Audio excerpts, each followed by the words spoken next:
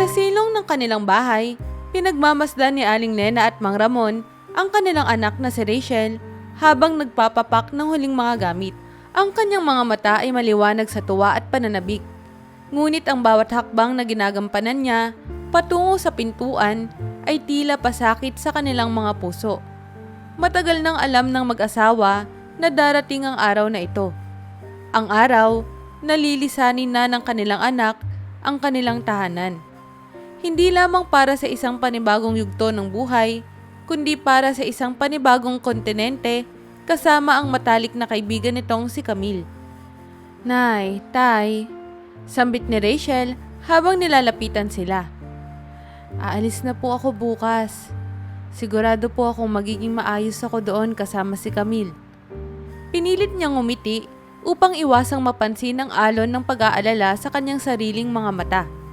Ngunit, hindi maitago ni Aling Nena ang lungkot sa kanyang mukha. Rachel, anak, alam mo namang masaya kami para sa'yo. Pero napakabigat din sa amin ang umalis ka ng ganito kalayo. Sabi niya, ang kanyang boses ay puno ng lambing at kirot. Saang bansa ka na lang ba magtatrabaho? Hindi ba pwedeng dito ka na lang? Ngumiti si Rachel, bahagyang nilalambing ang kanyang ina. Nay, alam niyo naman pong pangarap ko to. Simula pa nung high school. Ngayon lang ako nagkaroon ng pagkakataon.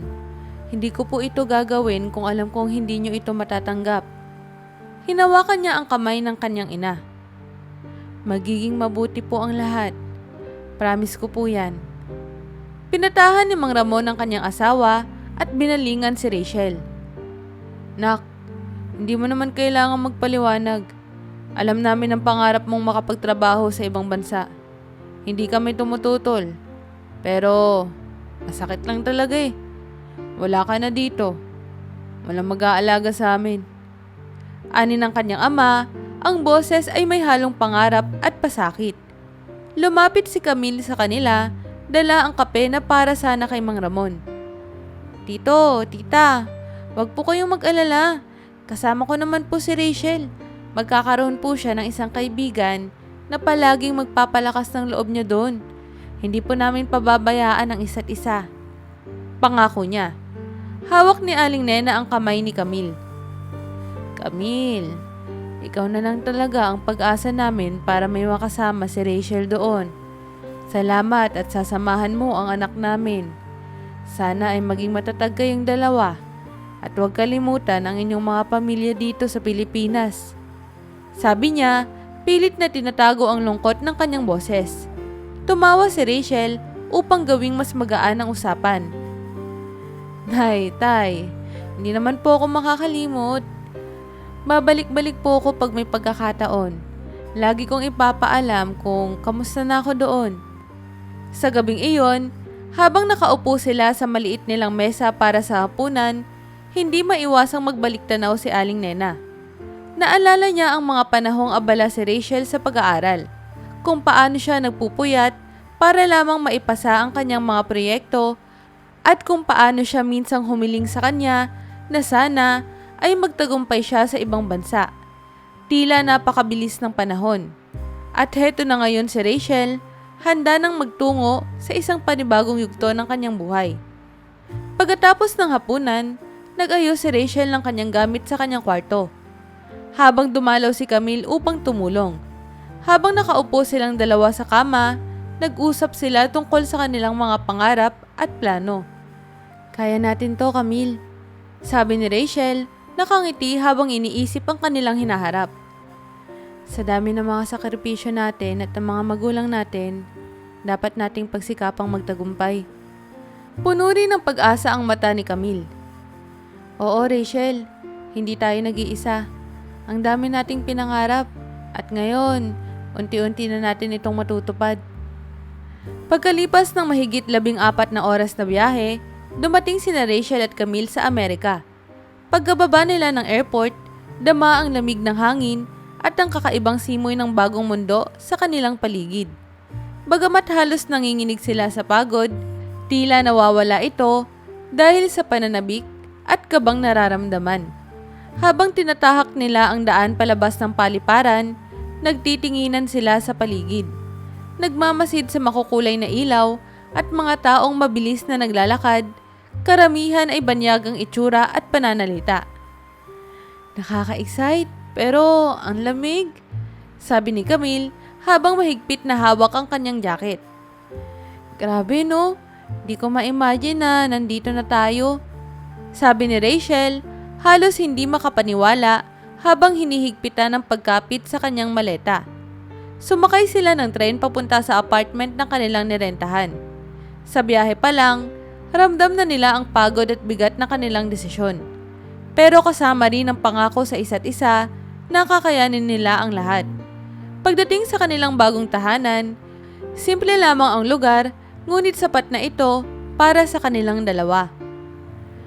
Simula na to, Cam. Kinakabahan ako para bukas, pero at least magkasama tayo. Bulong ni Rachel habang nag-aayos sila ng kanilang mga gamit. Tumango si Camille. Ramdam ang kaba, ngunit pinipilit maging matatag para sa kanila. Kinabukasan, nagsimula na ang kanilang unang araw sa trabaho. Ang opisyal na simula ng kanilang bagong buhay sa Amerika. Nagising si Rachel sa malamig na umaga. Kahit na balot siya sa kumot, ay dama niya ang lamig ng hangin sa kanilang maliit na apartment. Inabot niya ang cellphone at nag-check ng oras. Saglit na tinitigan ang mensahe ng kanyang mga magulang mula sa Pilipinas. Good luck sa unang araw mo sa trabaho, anak. Proud kami sa'yo. Napangiti siya, pero hindi niya maalis ang kaba sa dibdib. Lumabas ng kwarto si Camille. Nakaayos na rin sa kanyang bagong uniform. Ready ka na, Shell? Tanong niya, pilit na ngumingiti kahit na may halong kaba ang kanyang mga mata. Ready na, kahit sobrang nervyos ko. Bumuntong hininga si Rachel. Parang sa mga sine lang ang nararamdaman ko ngayon. Nandito tayo sa Amerika, pero hindi natin alam kung ano ang mangyayari sa atin ngayong unang araw. Nasa bus sila patungong opisina. Tahimik na nakaupo at iniisip ang mga posibleng mangyari. Sa harap nila ay may mga banyagang mukha. May kanya-kanyang ginagawa, walang pakialam sa paligid. Nang bumaba sila sa tamang hintuan, damang-dama nila ang lamig at tila kabigatan ng hangin. Magkaibang kumpanya ang kanilang pinapasukan. Kaya, bago sila maghiwalay, ay nagyakapan sila bilang pampalakas ng loob. Good luck, Cam. Kita tayo mamaya pagkatapos ng trabaho. Sabi ni Rachel, pilit na pinipilit ang sarili na magmukhang kalmado. Good luck din, Shell. Kaya natin to. Sagot ni Camille bago siya pumasok sa direksyon ng kanyang opisina. Pagdating ni Rachel sa kanyang opisina, bumungad sa kanya ang isang malaking open floor plan kung saan makikita ang iba't ibang cubicle at ilang empleyado na abala sa harap ng kanilang mga computer. Dinala siya ng HR representative sa kanyang cubicle na nasa sulok at iniwan siyang mag-isa pagkatapos ng mabilisang pagpapakilala sa kanyang team. Nasa kaligitnaan siya ng pag-setup ng kanyang workstation nang bigla siyang tawagin ng supervisor, si Mr. Owens, para sa isang mabilis na meeting. Habang tumatayo siya at naglalakad patungo sa conference room, naririnig niya ang mga bulungan ng ilang empleyado sa likod niya. Is she the new girl from, where is it? The Philippines? Bulong ng isang babae sa kasamahan nito. Narinig niya ito kahit gaano kaliit ang boses nito at lalo siyang kinabahan. Sa conference room, sinimula ni Mr. Owens ang meeting at mabilis na nagbigay ng mahihirap na technical terms na hindi pamilyar kay Rachel. Sinubukan niyang intindihin ang lahat, pero ang bilis ng kanilang pag-uusap at ramdam niya ang kaibahan ng sistema sa Pilipinas. Ilang beses siyang tinanong ng supervisor at napansin niyang nahihirapan siyang sagutin ang mga tanong dahil sa biglaang kaba. Matapos ang meeting, bumalik siya sa cubicle at pilit na sinubukang gawin ang mga task na ina-assign sa kanya. Hindi niya alam kung sinasadya ng ilang katrabaho, pero tila iniiwasan siya ng mga ito sa tuwing magtatanong siya. Kadalasan, makakatanggap siya ng maikli at malimig na mga sagot, na tila nag-iisa siyang naghahanap ng paraan para magawa ang trabaho. Pagsapit ng lunch break, tinext niya si Camille. Ang hirap, Cam. Parang ang dami kong hindi alam dito, tapos hindi pa friendly yung mga tao. Agad naman sumagot si Camille. Same here, Shell. Pero kaya natin to, di ba? Basta kapit lang tayo. Naglakad si Rachel sa labas ng opisina para kumain ng tanghalian.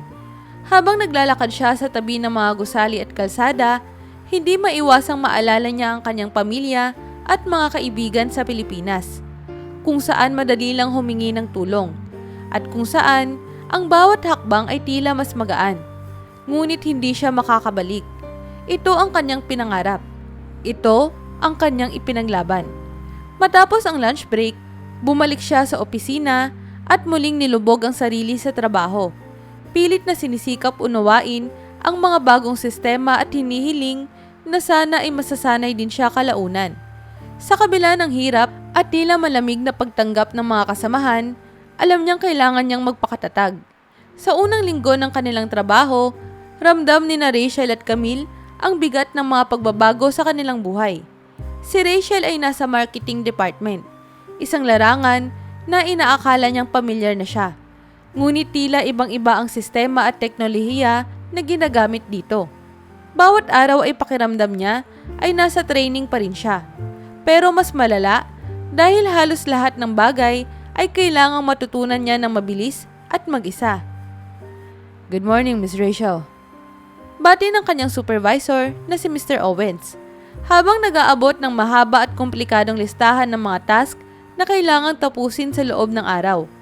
Puno ito ng mga technical terms na hindi niya palubos na kabisado. Sinubukan niyang ngumiti, pero dama niya ang kaba sa kanyang dibdib. Thank you, Mr. Owens. I'll get started on this right away. Sagot niya, pilit na itinatago ang pagkataranta. Sa unang mga oras ng umaga, pilit niyang inaaral ang mga software na bago sa kanya. Ngunit sa kabila ng pag-usad, hindi maiwasang magkamali siya. At madalas ay hindi niya magawa ang task ng tama sa unang subok. Sa isang pagkakataon, nagtanong siya sa isang katrabaho na si Linda, na tila ay may sariling mundo at abala sa mga ginagawa. Excuse me, Linda, could you help me with this report? Tanong niya na may paggalang. Sumulyap lang si Linda at saglit na bumaling sa screen. Just follow the instructions. It's pretty self-explanatory. Malamig na sagot nito bago bumalik sa sariling trabaho. Walang pagpipilian si Rachel kundi magtiyaga at unawain ang mga hakbang ng mag-isa. Sa kabilang banda, si Camille ay nakakaranas din ng parehong hirap sa kanyang bagong trabaho bilang administrative assistant. Sa kanyang opisina, hindi pa siya lubos na komportable sa mga gamit at workflow. Sa tuwing mali ang kanyang pagkakasunod-sunod ng mga task, ramdam niya ang tingin ng kanyang boss, si Mrs. Jenkins, isang seryosong babae na halos hindi siyang nginingitian mula nang magsimula siya. Camille, the client flights you arrange, they are all in the wrong order. Sabi ni Mrs. Jenkins, may bahagyang iritasyon sa boses. I need you to redo everything. And please, try to get it right this time. Yes, Mr. Jenkins. I'll take care of it right away. Sagot ni Camille, hirap na hirap itago ang kaba sa kanyang boses. Pagbalik niya sa kanyang mesa, bumuntong hininga siya at sinimulang ayusin ang mga dokumento. Pilit na binibilisan ang kilos upang matapos ang lahat sa oras. Pagdating ng tanghalian, nagkita ang magkaibigan sa isang maliit na park malapit sa kanilang mga opisina.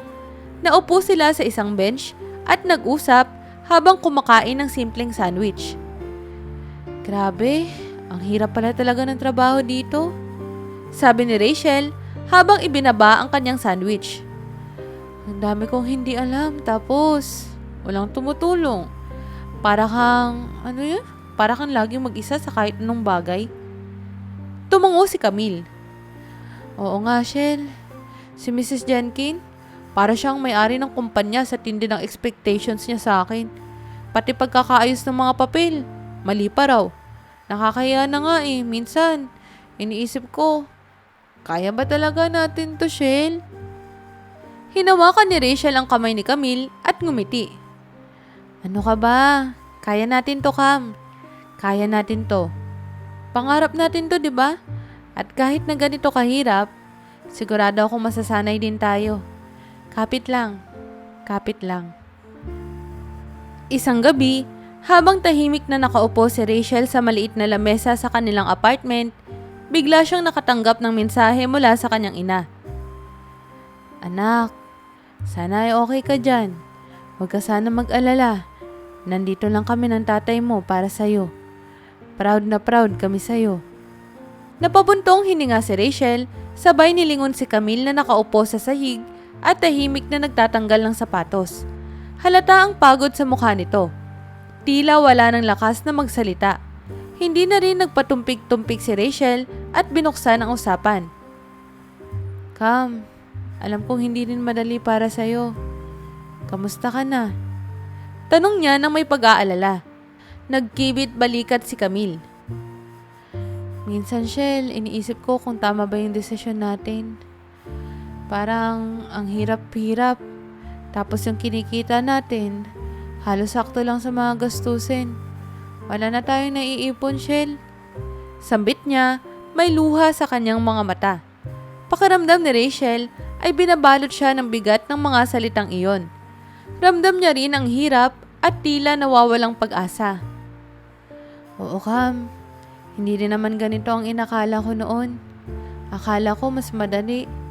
Ang mahal ng mga bilihin, tapos kahit overtime ka pa, parang wala rin, walang natitira. Napalunok si Camille. Lagi na lang akong umiiyak gabi-gabi, Shell. Sobrang namimiss ko na ang pamilya ko sa Pilipinas.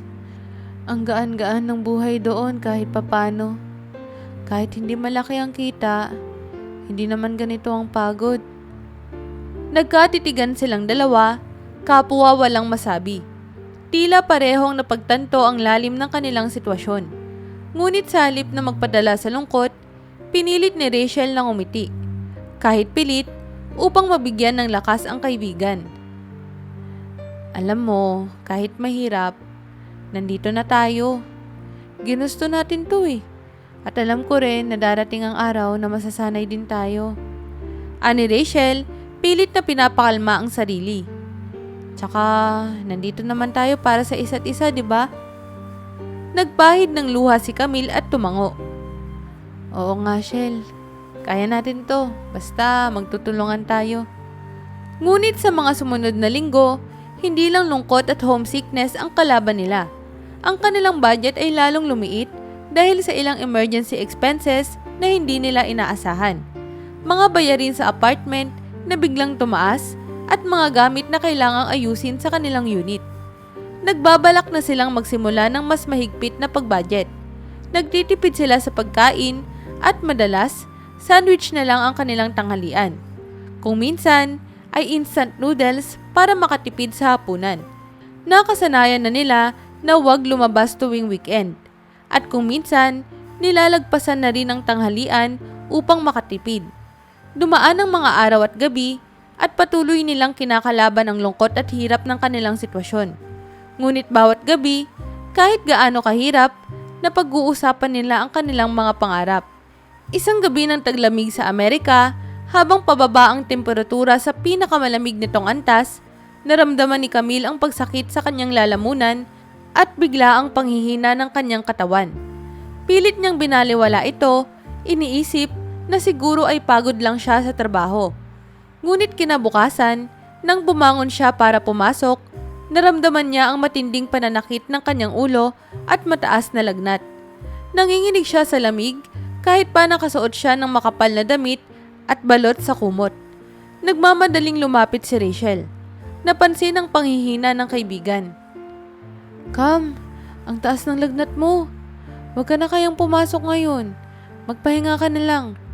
Sabi niya habang hinahaplos ang noo ng kaibigan. Pero Shell, kailangan kong pumasok. Sagot ni Camille, halos garalgal ang boses at hirap na hirap makapagsalita. Baka mawalan tayo ng budget pang gastos. Ang dami ko nang naipon na absent. Ngunit, mariing umiling si Rachel. Hindi ka na nga makatayo ng maayos, Cam. Tapos papasok ka pa? Hindi pwede. Magpahinga ka na lang muna dyan.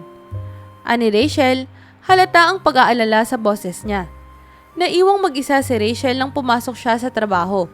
Ngunit sa bawat oras ay aligaga siya sa pag-iisip kung kamusta na si Camille. Pagkatapos ng shift, nagmamadali siyang umuwi. Agad niyang dinalhan ng mainit na sabaw at gamot si Camille. At kahit pagod, nagdesisyon siya na alagaan ng kaibigan. Lumipas ang ilang araw at hindi pa rin bumubuti ang pakiramdam ni Camille.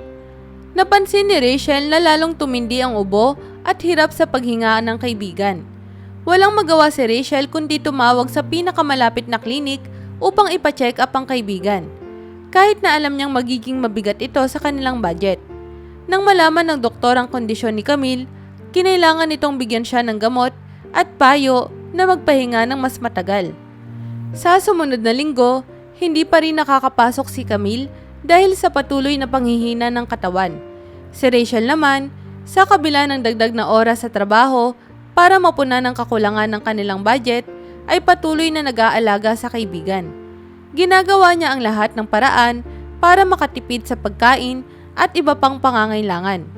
Isang gabi, habang hinihigpitan ni Rachel ang sinturon sa kanilang gastusin, bigla siyang napaluha sa sobrang bigat ng sitwasyon. Tumabi siya kay Camille na natutulog at kahit hindi nito naririnig, bumulong siya. Cam, kakayanin natin to. Kahit gaano pa kahirap yan. Sa mga sumunod na araw, unti-unting bumuti ang pakiramdam ni Camille. Ngunit ang kanilang ipon ay halos naupos na dahil sa mga gastusin sa gamot at ilang araw na hindi makapagtrabaho si Camille. Ngunit sa kabila ng hirap, nanatiling magkasama ang magkaibigan. Patuloy na nagsusuportahan sa kabila ng mga pagsubok. Sa bawat pagsubok na kanilang hinarap, muling pinaalalahanan nila ang isa't isa ng dahilan kung bakit sila nandito. Habang nagpapahinga sina Rachel at Camille sa park, napansin nila ang dalawang lalaki na abala sa pag-aayos ng kanilang mga delivery bags matapos bumaba sa bisikleta. Nakita ni Rachel na nahulog ang isang maliit na kahon mula sa bag ng isa sa mga lalaki. Kaya, agad niya itong pinulot at inabot sa kanila. "Excuse me, you dropped this?" Sabi niya nang may ngiti. Nagpasalamat ang isa sa kanila na mukhang mas matanda. "Oh, thanks. We were in a bit of a rush." Sagot nito, sabay ngiti. "I'm Carl, by the way. This is my brother, Roy." Nagpakilala rin sina Rachel at Camille, pero napansin agad nila ang pagkakaiba ng wika. Agad naman silang sumubok makipag-usap sa limitadong Ingles, kahit hindi kasing kumpiyansa at nakikinig ng mabuti kina Carl at Roy. "So, you're about new here?" Tanong ni Roy, halatang nasasabik na makilala ang mga bagong tao. "This place can be tough if you're just starting out." Tumango si Rachel. Yes, we just moved here a few months ago. It's been hard, you know." Napansin ni na Carl at Roy ang pagsusumikap ni na Rachel at Camille sa pagsasalita ng Ingles, kaya ngumiti sila bilang suporta. "No worries. If you guys ever need help, we're here. We know it's tough at first," sabi ni Carl. "Me and my brother have been here for a few years now as a delivery riders. Actually, it's not easy, you know, but it's manageable. You'll get used to it." "Thank you," sagot ni Camille, halatang masaya sa kanilang bagong kakilala. Sa bawat tanong at sagot, unti-unting nagiging komportable sina Rachel at Camille sa kanilang pag-uusap. Isang araw, habang nasa apartment si Rachel at Camille, abala sila sa paglilinis at pag-aayos ng kanilang mga gamit nang biglang tumunog ang doorbell. Nagtaka sila dahil hindi naman sila umaasa ng bisita o anumang delivery. Pero nang pagbuksan ni Camille ang pinto, bumungad sa kanila ang pamilyar na mukha ni na Carl at Roy. Parehong may dalang delivery bags. "Oh, Carl, Roy, what a surprise!" Sabi ni Rachel, nakangiti at halatang natutuwa sa pagkakataon. Nakangiting sumagot si Carl. Yeah, we didn't expect this either. We're delivering food here, and we saw the name and address. We thought, isn't this Rachel and Camille's place? Sabay tingin kay Roy na tumango at tumawa rin. Small world. Sabay sabi ni Roy habang iniaabot ang order sa kanila. So, this is where you guys live, huh? Nice place. Nagtawanan silang apat sa pagkatanto na ang dalawang bagong kaibigan pa nila ang nag-deliver ng pagkain nila. Ibinigay ni na Carl at Roy ang mga pagkain at nagkaroon ng maikling usapan sa pintuan. We'll let you enjoy your meal. But hey, maybe next time, we can all eat together, yeah? Sabi ni Carl, nakangiti. We'll bring food too. Sure, sagot ni Camille. That would be great. Thank you for the delivery and see you around. Yes, see you. Sabi ni Roy, sabay kindat sa kanila bago sila umalis. Pagkatapos ng kanilang maikling usapan sa pintuan, nagpasya sina Rachel at Camille na hindi na sila magmadali. Bagamat natapos na ang kanilang delivery, ramdam nilang may pagkakataon silang magpatuloy ang pagkakaibigan nila ni Carl at Roy. Kaya, nagpasya silang kumuha ng contact number ng magkapatid. By the way, guys, sabi ni Rachel nang maghanda silang magsara ng pinto. If you guys have time, maybe we can hang out sometime? We'd love to get to know you better. Ngumiti si Carl at iniabot ang kanyang cellphone. Sure, we've been meaning to get together with you guys. Here, just send us a message anytime. I'll give you our number. Sabi niya, sabay type ng kanyang number sa cellphone at pinasok sa phone ni Rachel. Si Roy naman ay kinuha rin ang cellphone ni Camille at ibinigay ang kanyang number. Just text us whenever. We're not always busy. And it will be fun to meet up outside of work. Thanks, sagot ni Camille, tuwang-tuwa sa pagkakataon. We will definitely message you guys soon. Can't wait to hang out with you both. Bago sila tuluyang umalis, nagbigay pa sila ng isang ngiti at sabay-sabay na nagsabing, take care and see you soon. Naging simula iyon ng mas madalas na pag-uusap at pagkikita ni na Rachel, Camille, Carl at Roy. Magkakasama silang kumain, maglakad-lakad sa park at magpalitan ng kwento tungkol sa kanilang mga buhay sa Amerika. Makaraan ang ilang linggo, isang araw na malamig, hindi maganda ang pakiramdam ni Rachel. Simula na magtrabaho siya sa Amerika, hindi pa siya nagkasakit. Pero sa araw na iyon, ay masama talaga ang kanyang pakiramdam. Nang maramdaman ito ni Carl, agad siyang nagpasya na dalawin si Rachel sa apartment kasama si Roy na may dalang mainit na pagkain at gamot. Pagdating sa kanilang apartment, nagulat si Camille nang makita ang dalawa sa pintuan. Carl, Roy, thank you for coming and bringing food and medicine. Sabi ni Camille habang pinapasok ang dalawa. Agad na lumapit si Carl kay Rachel at hinaplos ang kanyang noo para suriin ang kanyang lagnat. You need to rest, Rachel. We'll take care of you. Sabi niya habang nakaupo sa tabi niya. Halatang nag-aalala, hindi alintana ni Carl ang pagod niya sa trabaho. Mas mahalaga kay Carl na maalagaan si Rachel. Inayos ni Roy ang dalawang sabaw at sinilbihan si Rachel ng mainit na inumin. Samantala, si Camille ay tila humanga kay Roy sa kanyang malasakit at pagkamaasikaso. Habang nagpapahinga si Rachel, tahimik na nag-usap sina Camille at Roy sa kusina. Thank you, Roy. I really appreciate everything you're doing for us. Sabi ni Camille nang may ngiti. You don't have to thank me, Camille. I'm always here for you and Rachel. Tugon ni Roy, ang kanyang mga mata ay puno ng pagmamahal at pag-aalaga. Lumipas ang gabi na kasama nilang inaalagaan si Rachel.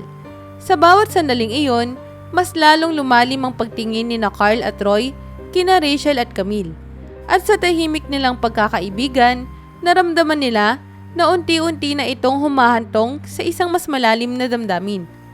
Matapos gumaling ni Rachel, naisip ng apat na magplano ng mas masayang aktibidad upang mabawi ang mga panahon na puro trabaho at hirap ang dinaranas nila. nagdesisyon sila na magpunta sa isang amusement park sa kanilang lugar para makapag-enjoy at makalimot saglit sa mga problema. Nang dumating sila sa parke, kitang-kita ang excitement sa kanilang mga muka. Para silang mga batang sabik sa bawat ride at booth na nakikita. Alright, first ride. Let's go to the roller coaster. Sabi ni Carl na tinuro ang pinakamataas at pinakamabilis na ride sa park. Nagtawanan ng lahat at agad silang pumila. Habang nakasakay, si Roy ay tahimik na nakaupo sa tabi ni Camille. Ngunit halata ang kaba sa kanyang mga mata. Alam niyang takot siya sa matataas at mabilis na rides. Pero dahil kasama niya si Camille, pinilit niyang manatiling matapang. Sa kalagitnaan ng roller coaster ride, nang sumigaw ang lahat sa takot at tuwa, bigla ang napakapit si Roy kay Camille. Pareho silang nagtawanan sa katapusan ng ride at hindi maiwasan ni Roy na tignan si Camille ng may lambing. I wasn't expecting it to be this fun, especially with you. Bulong niya ng may ngiti. Namula si Camille at napangiti rin siya pabalik. Me too, Roy. Thanks for being here. Samantala, sina Rachel at Carl ay walang takot na nag-enjoy sa iba't ibang rides at nagkaroon pa ng competition sa mga game booth kung saan si Carl ay nagpapanalo ng mga stuffed toys para kay Rachel. Sa bawat oras na magkatabi sila, tila lalong lumalalim ang kanilang pagkakakilala sa isa't isa.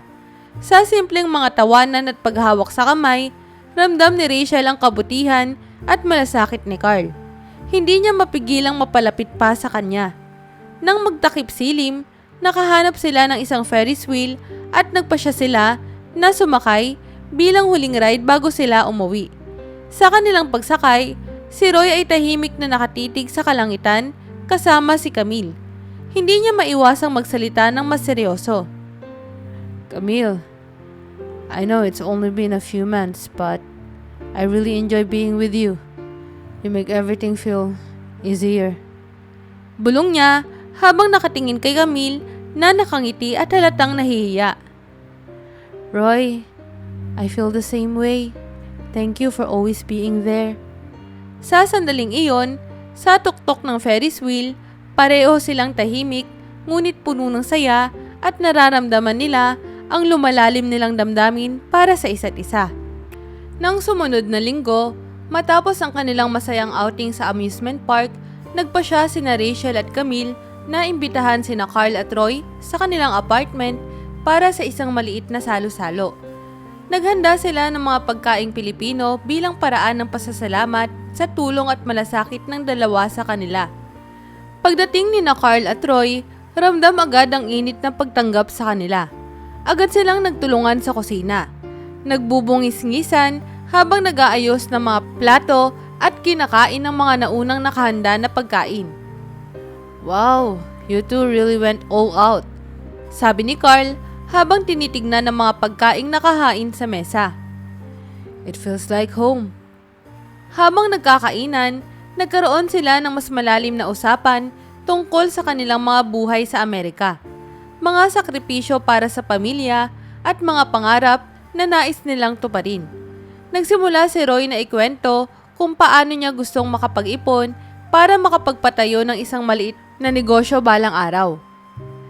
You know, sabi ni Roy habang tinutulungan si Camille sa kusina. I've always wanted to start a business. Nothing big but something that I could call my own. Tumingin siya kay Camille na halatang interesado sa kanyang sinasabi. That's amazing, Roy. You have that kind of spirit. I know you will succeed. Sagot ni Camille at hindi maiwasan ni Roy ang ngumiti habang hawak ang kanyang kamay. Samantala, sa sala, masinsin naman nag-uusap sina Carl at Rachel tungkol sa kanilang mga pangarap. Someday, I'd love to go back to the Philippines. Sabi ni Carl habang malalim ang tingin sa kanyang tasa ng kape. To start something simple with my family. I'd like to give them a better life. Tinitigan ni Rachel si Carl at pinisil ang kanyang kamay. I know you will make it happen, Carl. You're strong and you care so much about your family. It's inspiring. Sabi niya at tumingin sila sa isa't isa ng matagal. Ramdam ang tahimik na pag-usbong ng kanilang damdamin. Pagkatapos ng hapunan, nagpasya silang manood ng pelikula at mag-relax sa sala. Sa gitna ng tahimik na panonood, halos hindi maiwasang magkatabi sina Carl at Rachel. Ganon din sina Roy at Camille. Sa kalagitnaan ng gabi, habang nakatulog na ang lahat sa sala, si Carl ay bahagyang humarap kay Rachel at bumulong. "Thank you for making me feel at home." Nanggaling rin sila Carl at Roy sa Pilipinas.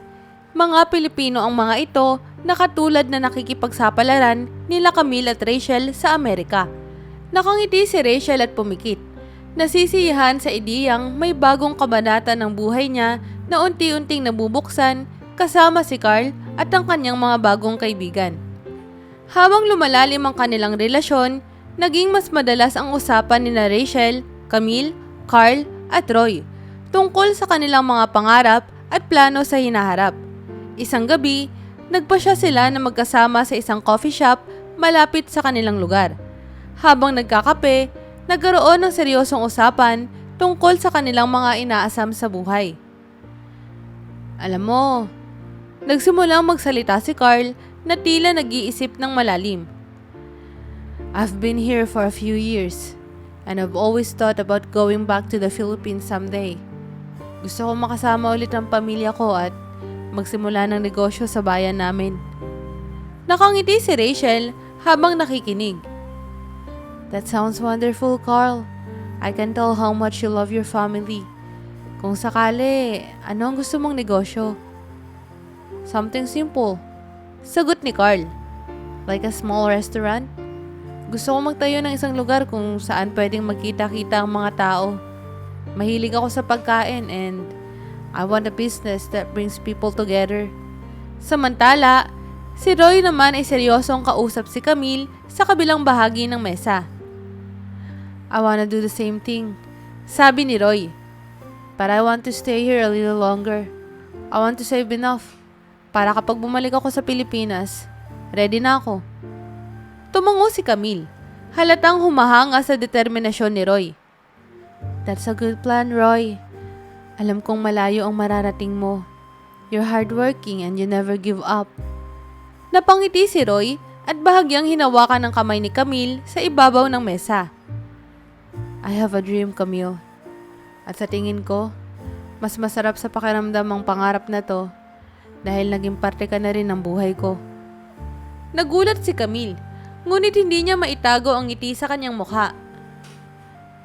"Roy, I feel the same way," sabi niya ng mahina, ngunit puno ng damdamin. Makalipas ang ilang linggo, isang gabi, nang ihatid ni Roy si Camille sa apartment nila, nagdesisyon siyang kausapin ito ng masinsinan. Habang nakatayo sila sa pintuan, hindi maiwasan ni Roy na aminin ang kanyang nararamdaman. "Camille," sabi niya, halatang kinakabahan, ngunit seryoso.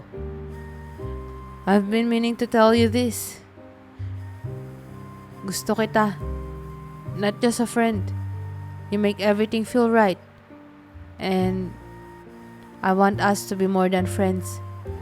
Nagulat si Camille sa sinabi ni Roy. Pero damang-dama niya ang sinseridad nito. Hinawakan niya ang kamay ni Roy at ngumiti. "Roy, I feel the same way. I've been waiting for you to say it." Sagot niya, sabay tumingin sa mga mata ni Roy, puno ng pagmamahal. Hindi nagtagal, nagyakap silang dalawa sa malamig na gabi. At sa kanilang pagkakaakap, alam nilang may isang bagay na mas malalim ang nabuo sa kanilang relasyon. Sinelyuhan nila ang kanilang damdamin ng isang matamis na halik. Nasimula ng kanilang bagong yugto bilang magkasintahan.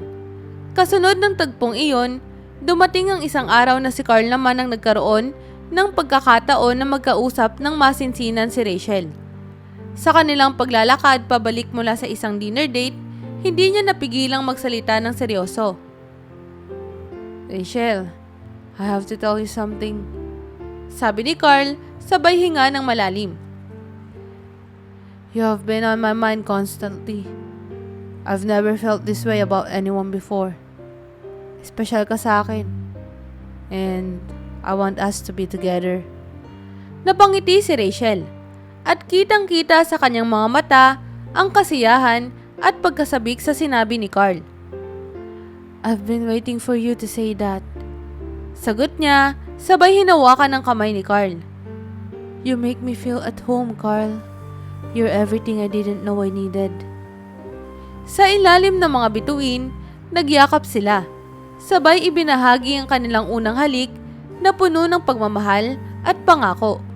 Sa gabing iyon, naging magkasintahan na rin sina Rachel at Carl at nagsimula ang kanilang relasyon na puno ng tiwala at pag-asam para sa hinaharap. Ang gabi ng kanilang pag-amin sa isa't isa ay hindi lamang tungkol sa pagiging magkasintahan, kundi simbolo ng kanilang pangako na magkasamang haharapin ang lahat ng pagsubok, sa Amerika man o sa kanilang pangarap na buhay sa hinaharap. Makalipas ang ilang linggo mula nang maging opisyal ang relasyon ni Carl at Rachel, pati ni Roy at Camille, napagdesisyonan ng apat na maglaan ng oras para sa isang mas personal at masayang date. Dahil madalas silang nagkikita sa malalapit na lugar, naisip ni Carl na ayain si Rachel sa isang cozy cafe sa downtown, isang lugar na matagal na niyang naisipakita sa kanya. Pagdating nila sa cafe, naaliw si Rachel sa maliit at tahimik na ambience nito. Malayo ito sa mga karaniwang coffee shop na puno ng tao. Mayroong matamis na samyo ng kape at simpleng dekorasyong may mga halaman at aklat. Nag-order sila ng kape at ng mga tinapay. Habang nag-uusap, hindi maiwasan ni Rachel na mapansin kung gaano kabuti at maalalahanin si Carl. "Thank you for bringing me here, Carl. I love this place so much," sabi ni Rachel habang hawak ang kanyang tasa ng kape at ngumiti sa kanya. Ngumiti rin si Carl. "I wanted to take you here for a while now. Ang payapa ng lugar na to, katulad ng nararamdaman ko kapag kasama kita. I don't know how else to say it, Rachel, but being with you feels right." Namula si Rachel at hindi maiwasang ngumiti. Tinitigan niya si Carl ng may pagmamahal at sinabing, "You make me feel that way too, Carl. Being with you, it feels like I've finally found someone I can dream with." Hindi nagtagal, naging tahimik ang paligid habang nagkatinginan sila. Naramdaman ni Rachel na malalim na ang kanilang koneksyon. Sa gabing iyon, lumakas ang kanilang pangarap na magkasamang makapagtayo ng buhay, kung saan man sila dalhin ng tadhana. Samantala, sina Roy at Camille naman ay masayang naglaan ng oras sa kanilang apartment kasama sina Carl at Rachel ng isang weekend, kung saan nagluto sila ng mga paboritong pagkaing Pilipino at nagpalitan ng mga kwento. Sa gitna ng kainan, napunta ang usapan sa kanilang mga plano sa hinaharap. "So, what's next for us?" tanong ni Roy habang nakangiti at nakatingin kay Camille. Hinawakan ni Camille ang kamay ni Roy at ngumiti pabalik. "Sa totoo lang, I would like to stay here a little longer. I want to learn more and save, but eventually, I'd like to go back to the Philippines. Miss ko na ang Pinas, and I want to bring back everything I've learned here." Nakangiti si Roy at tumango. "That sounds good to me, Camille. I'd like to be there with you, wherever that takes us. You've shown me how beautiful it is to dream big, and I'd like to be with you in that dream." Samantala, si Rachel ay tahimik na nakikinig habang hawak ang kamay ni Carl. Napansin niyang seryoso ang mukha nito at tila may nais sabihin. "I feel the same way," sabi ni Carl. "Someday, I want to go back too. I want to build something there. Something simple but meaningful." Sa kanilang pag-uusap, napag-usapan nilang lahat na ang kanilang mga pangarap ay hindi nalilimita sa kung saan sila ngayon. Ang bawat isa sa kanila ay puno ng pag-asa na makapagpatayo ng simpleng negosyo sa Pilipinas. At nagkaisa sila na mag-ipon ng mas maayos para mapaghandaan ang kanilang mga plano. Hindi nagtagal, nagsimula silang magsuporta sa isa't isa sa mas praktikal na paraan. Ang bawat isa ay nagbahagi ng tips sa pagbudget, pagtitipid, at paghahanda sa kanilang pangarap na negosyo. Naging sandigan nila ang isa't isa sa bawat hakbang na kanilang pinagdadaanan.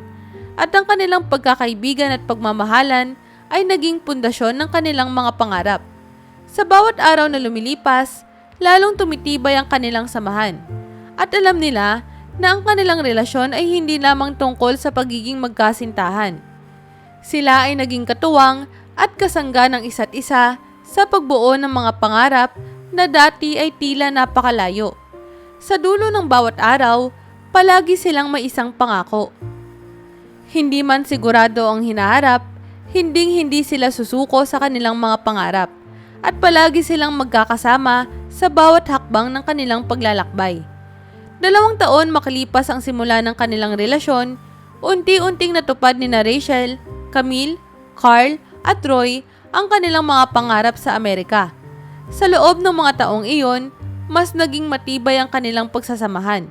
Mas dumami ang kanilang naipon at handa na sila para sa susunod na yugto ng kanilang buhay. Isang araw, nagplano sina Carl at Roy ng sorpresa para kina Rachel at Camille. Sa tulong ng kanilang mga kaibigan, inayos nila ang isang espesyal na gabi sa isang garden restaurant na may mga ilaw na kumikislab sa gabi, nagtatanglaw sa mga bulaklak at malalaking puno. Tila ba isang eksena sa pelikula ang paligid, romantiko at puno ng saya. Habang naglalakad sina Rachel at Camille patungo sa mesa kung saan naghihintay ang magkapatid, naggulat sila nang makita ang lugar na puno ng mga bulaklak at kandila. Naghintay sina Carl at Roy, parehas na nakasuot ng maayos at may hawak na maliliit na kahon sa kanilang mga kamay. Pag-upo ng dalawa, nagbigay muna si Roy ng isang maliit na talumpati. "Camille," sabi niya nang may halong kaba at kasiyahan. "From the moment we met, you have made my life brighter. I can't imagine my future without you in it. You are my best friend, my partner, and the love of my life. Will you marry me?" Napaluha si Camille sa sinabi ni Roy at hindi siya nagdalawang isip na tumango. "Yes, Roy. I will marry you." Sa halong tuwa at saya, sinuot ni Roy ang singsing sa daliri ni Camille, sabay yakap ng mahigpit.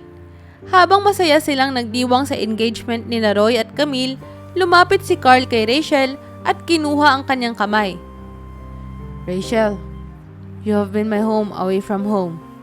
You've shown me what it means to dream big and live fully. I want to build that life with you for the rest of my days. Will you marry me?" Lumuhod si Carl at nang tinignan niya si Rachel, nakita niyang umiiyak na ito sa sobrang saya. "Yes, Carl. Yes. I can't imagine my life without you." At sinuot ni Carl ang singsing sa daliri ni Rachel. Sabay nilang niyakap ang isa't isa, puno ng kasiyahan ang mga puso. Makaraan ang ilang araw, nagpa siya ang magkapatid na tumawag sa Pilipinas upang humingi ng basbas mula sa mga magulang ni Rachel at Camille. Sa tawag kay Aling Nena, ang ina ni Rachel, si Carl ang unang nagpaalam. "Aling Nena, gusto ko lang pong hingi ng basbas nyo sa proposal ko sa anak nyo. Mahal na mahal ko po ang anak nyo at nais ko pong makasama siya sa buong buhay ko." Sabi ni Carl nang may buong paggalang. Napaiyak si Aling Nena sa kabilang linya at halatang puno ng saya ang kanyang boses. "Anak, ang tagal naming hinintay ang araw na ito. Mahal namin si Rachel at salamat sa pagmamahal sa kanya. Pumapayag kami at palagi kaming magiging bahagi ng inyong paglalakbay." Si Roy naman ang tumawag sa pamilya ni Camille. Nang sagutin ng tatay ni Camille ang tawag, ipinahayag ni Roy ang kanyang pagmamahal. "Mang Tonyo, gusto ko pong humingi ng basbas nyo upang maging asawa si Camille. Mahal ko po siya at gagawin ko po ang lahat upang maalagaan siya at mapaligaya." "Roy, anak," sagot ni Mang Tonyo habang napapaluha. "Matagal na naming alam na ikaw ang lalaking nagpapaligaya sa anak namin. Kung saan ka man dali ng tadhana kasama siya, nandito lang kami at buong puso kaming pumapayag." Sa bawat tawag, Mas nadama ng magkapatid ang suporta at pagmamahal ng mga pamilya ni na Rachel at Camille. Ang kanilang mga pangarap na dating tila napakalayo, ngayon ay mas malapit na sa katotohanan. Kasama ang mga babaeng mahal nila at ang kanilang pamilya sa likod ng kanilang tagumpay. Lumipas ang mga buwan ng paghahanda at dumating na ang araw ng kasal ni na Rachel at Carl, pati ni Camille at Roy. Halos hindi makapaniwala ang dalawang babae na nasa ganitong espesyal na yugto na sila ng kanilang buhay. Ang araw ay nagsimulang may sikat ng araw na maliwanag. Tila sumasang-ayon ang panahon sa kagalakan ng bawat isa. Sa araw ng kasal, isinuot ni Rachel at Camille ang kanilang mga eleganteng puting gown. At habang tumitingin sila sa kanilang mga refleksyon sa salamin, hindi nila maiwasang magbalik tanaw sa mga panahon na sabay nilang tinahak ang mga pagsubok sa Amerika. Sino ang mag-aakala na ang kanilang mga simpleng pangarap ay hahantong sa isang napaka-engrande at makulay na kasalan? Sa kotse papunta sa venue, abot-abot ang kanilang saya at excitement. Subalit, sa kanilang pagdating sa lugar, agad silang nagulat sa kanilang nakita. Sa halip na ang inaasahang simpleng dekorasyon, bumulaga sa kanila ang isang engrandeng venue. Ang hardin na kanilang pinili bilang venue ay pinalamutian ng magagandang bulaklak. Nagkikislapang mga ilaw na tila mga bituin at isang red carpet na nakalatag patungo sa altar. Nang bumaba si na Rachel at Camille mula sa kanilang sasakyan, halos hindi sila makapaniwala sa dami ng bisitang nakarating. Ang paligid ay puno ng mga taong elegante ang suot. Karamihan ay may mga kasuotan na tila para sa isang royal gathering. Nakita nila ang ilang kilalang personalidad at mga diplomat na nagtipon-tipon sa venue. Hindi maiwasan ni na Rachel at Camille ang magtaka. Teka, Camille, ano to? Bakit parang sobrang dami ng bisita? Akala ko ba intimate lang ang kasal natin? Tanong ni Rachel, hindi maitago ang pagkamangha. Pilit na ngumiti si Camille, ngunit halatang naguguluhan din siya. Hindi ko rin alam, Shell. Alam ko, simple lang ang gusto ni na Carl at Troy eh. Pero parang isang malaking okasyon tong nangyayari dito. Habang naglalakad sila papasok sa venue, sinalubong sila ng isa sa mga event organizer na abala sa pag-aayos ng mga bisita. Napansin ni na Rachel at Camille ang maingat na tingin ng organizer at ang kanyang magalang na ngiti. Good afternoon, ladies. Bati ng organizer, halatang sanay sa mga high-profile events. I know you may be surprised by the scale of this event. This day is not only a wedding, but also a very special celebration. Please, relax and enjoy the moment. Everything will be revealed soon. Hindi pa rin makapaniwala ang dalawa. Ngunit sumunod na lamang sila sa organizer patungo sa harapan ng venue. Habang hinihintay nila sina Carl at Roy sa altar, hindi maiwasan ni na Rachel at Camille ang magtanong sa isa't isa kung bakit napakagarbo ng kasalan. Ngunit sa kabila ng kanilang mga pag-aalinlangan, naroon pa rin ang kanilang kasiyahan. Habang pinagmamasdan ng dami ng bisitang dumating para magdiwang kasama nila. Sa paglapit ni na Carl at Roy sa altar, dama ng lahat ang respeto at kasiyahan sa kanilang pagdating. Ngumiti si na Carl at Roy nang makita ang reaksyon ni na Rachel at Camille. Alam nilang hindi magtatagal ay mapapawi na ang mga tanong sa isip ng kanilang mga minamahal. At habang umuusad ang seremonya, alam ni na Rachel at Camille na ito ang simula ng isang napakalaking sorpresa. Isang katotohanan tungkol kina Carl at Roy na magbabago ng kanilang pananaw sa mga taong minamahal nila. Habang umuusad ang seremonya, mas lalong lumalakas ang kaba sa puso ni Rachel at Camille. Hindi pa rin sila makapaniwala sa engrandeng dekorasyon at sa dami ng mga kilalang bisitang dumalo. Sa gitna ng seremonya, nang magsimulang magbigay ng talumpati ang mga magulang ni na Carl at Roy, bigla silang tumayo sa harap ng mga bisita at humarap kina Rachel at Camille.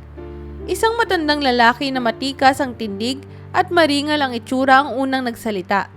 Siya ay nakasuot ng marangyang damit na may mga simbolo ng isang kaharian.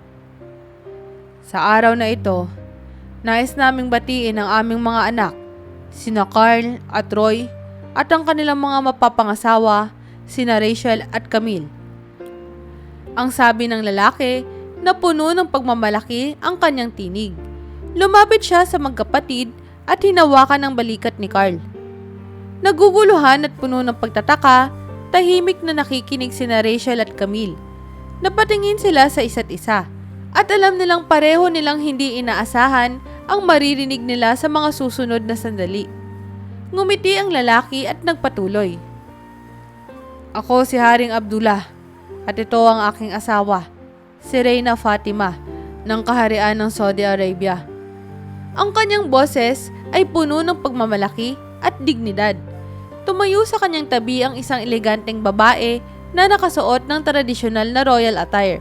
Si Reyna Fatima na may banayad ng ngiti sa kanyang mukha habang pinagmamasdan ng magkapatid at ang kanilang mga magiging asawa. Nagulat sina Rachel at Camille sa kanilang narinig at hindi nila maiwasan na magpakawala ng isang mahinang paghinga. Halos hindi makapaniwala sa kanilang natuklasan. Ang dalawang lalaki na nakilala nila bilang mga simpleng delivery driver sa Amerika ay lumabas na mga prinsipe pala ng Saudi Arabia. Si Rachel ay tahimik na nagtanong kay Carl. Carl, is this real? You're a prince? Tumango si Carl at malambing na hinawakan ng kamay ni Rachel. Yes, Rachel.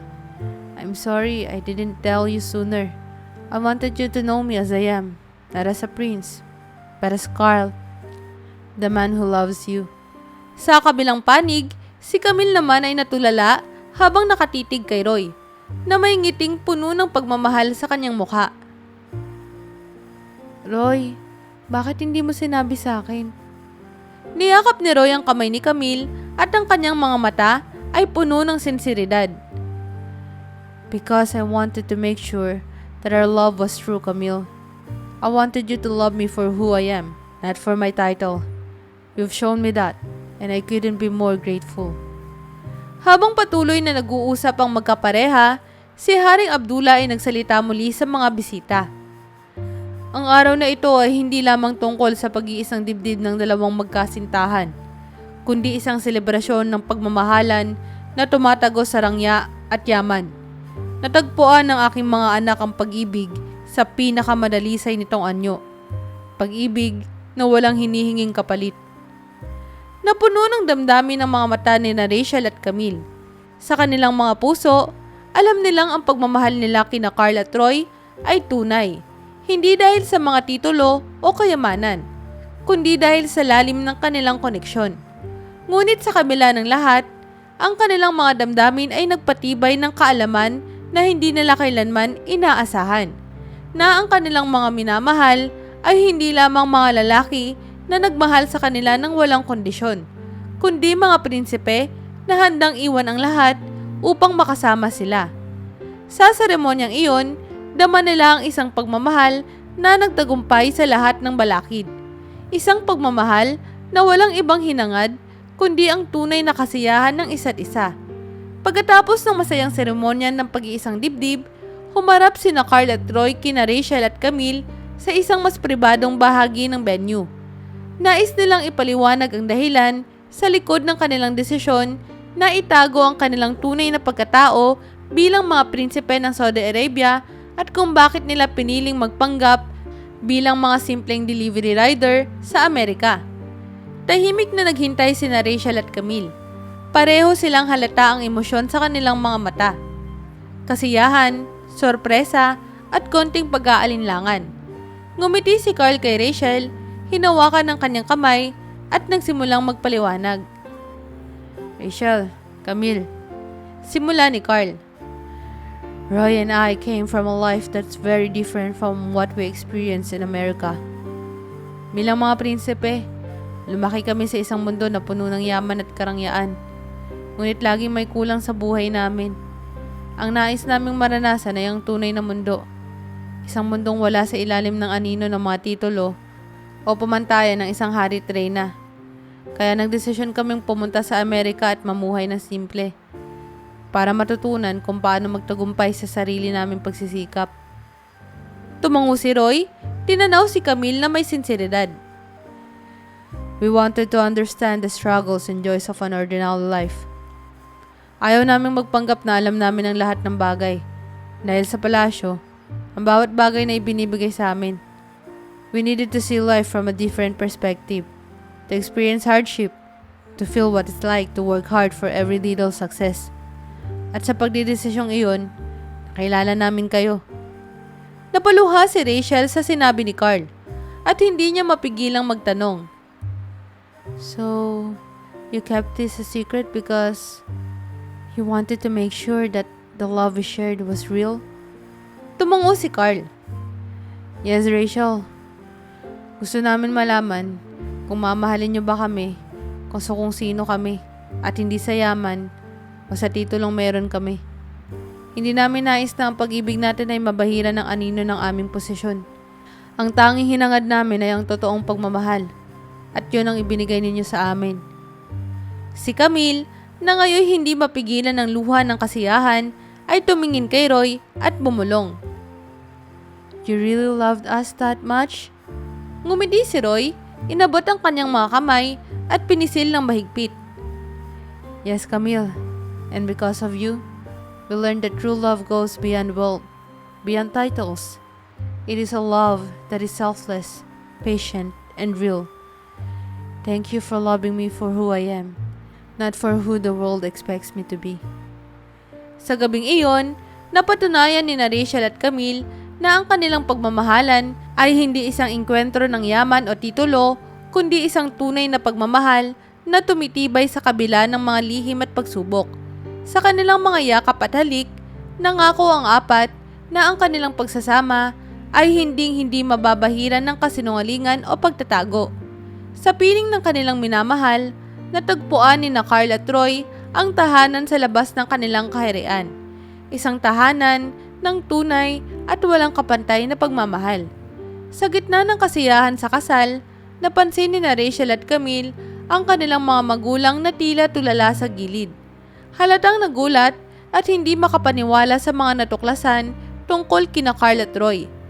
Nasa harap nila ang mga magulang ni Carl at Troy na kasalukuyang ipinapakilala bilang Haring Abdullah at Reyna Fatima ng Saudi Arabia. Ang simpleng kasalang inakala nilang dadaluhan ay biglang naging isang royal event. Si Aling Nena, ang ina ni Rachel, ay halatang hindi pa rin makapaniwala. Lumapit siya kay Rachel at mahina siyang bumulong.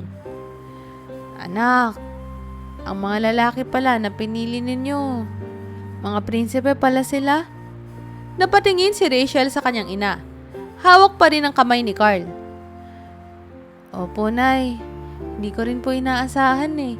Pero ginawa nila to para maramdaman ang tunay na buhay at makahanap ng pagmamahal ng walang halong yaman o titulo. Sagot niya, puno ng pag-unawa at pagmamahal para sa asawa.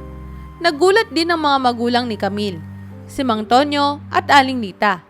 Lumapit si Mang Tonyo kay Roy at mahina niyang tinanong, Roy, totoo ba ito?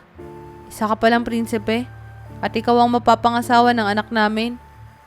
Tumango si Roy at ang kanyang mga mata ay puno ng sinseridad habang humarap sa mga magulang ni Camille. Opo, Tay, Nay. Prinsipe po ako ng Saudi Arabia. Pero wala po sa titulo ang aking pagmamahal kay Camille. Mahal na mahal ko po siya dahil siya ang nagpapasaya sa akin sa kabila ng lahat ng yaman at rangya na meron ako. Hindi ko hahayaan na ang aming pagmamahalan ay madumihan ng mga kasinungalingan o pag-aalinlangan. Napaluha si Aling Lita at niyakap si Camille. Anak, ang mga pinili niyo ay hindi lang basta mayayaman, kundi mabubuting tao na pinahalagahan kayo higit sa lahat. Yan ang pinakamahalaga sa amin. Napuno ng kasiyahan at pagmamalaki ang mga magulang ni Rachel at Camille. At sa kabila ng kanilang pagkagulat, ay napagtanto nila na hindi lamang maswerte ang kanilang mga anak sa mga lalaking pinili nila, kundi ang kanilang mga anak ay tunay na minamahal. Sila ay nakahanap ng mga asawang hindi lamang prinsipe sa titulo, kundi prinsipe rin sa puso. Nagpatuloy ang kasal sa gitna ng kasiyahan at pasasalamat. Sa wakas, ang pagmamahalan ng apat ay tunay na napatunayan sa harap ng kanilang mga pamilya, mamahalan. Hindi dahil sa yaman o kapangyarihan, kundi dahil sa pagkakaroon ng isang wagas na pagmamahalan.